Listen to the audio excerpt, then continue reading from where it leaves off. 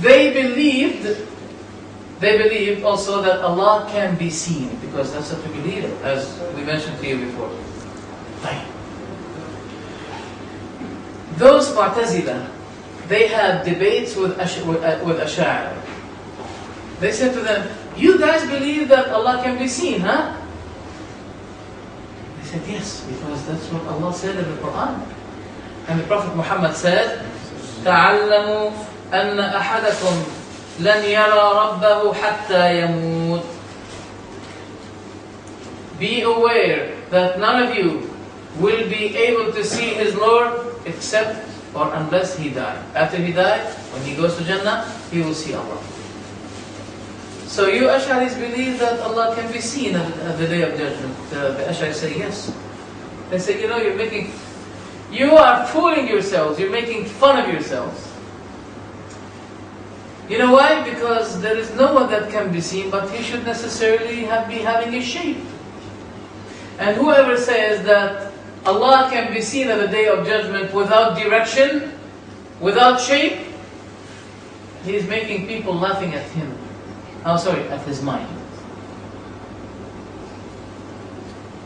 Then they said to them, Mu'tazilah believe that the punishment of the grave, I think now you remember HTs.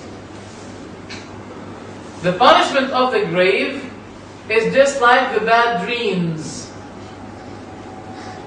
It's a metaphoric punishment. Metaphoric means untrue, not real punishment.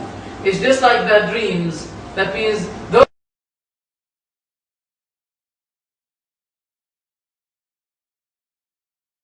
in the grave, their punishment in the grave is to see bad dreams. So the Ash'ari said to them, don't say that, haram.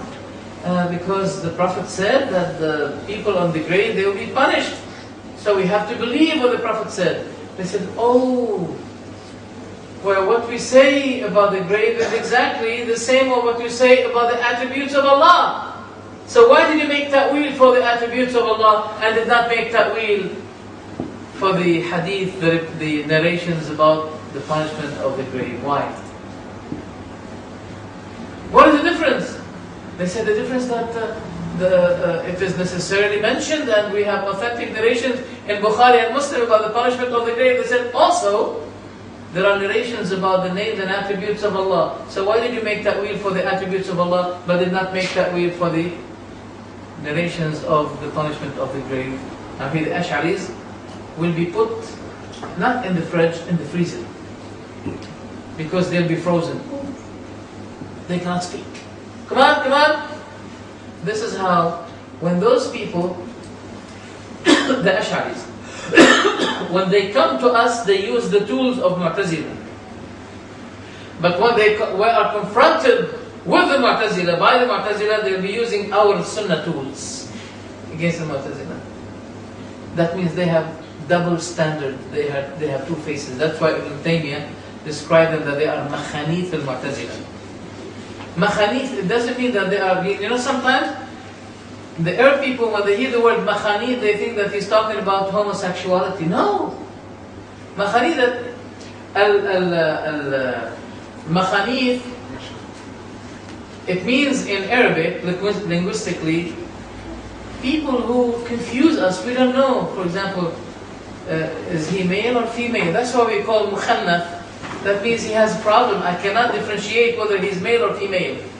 And Ibn Taymiyyah, when he described the Ash'aris, makhanith, he meant to say that they are confusing us. We don't know whether they are Mu'tazilah or they are Sunnah, because they come to us with the shape of Mu'tazilah, with the mask. They have a Mu'tazilah mask.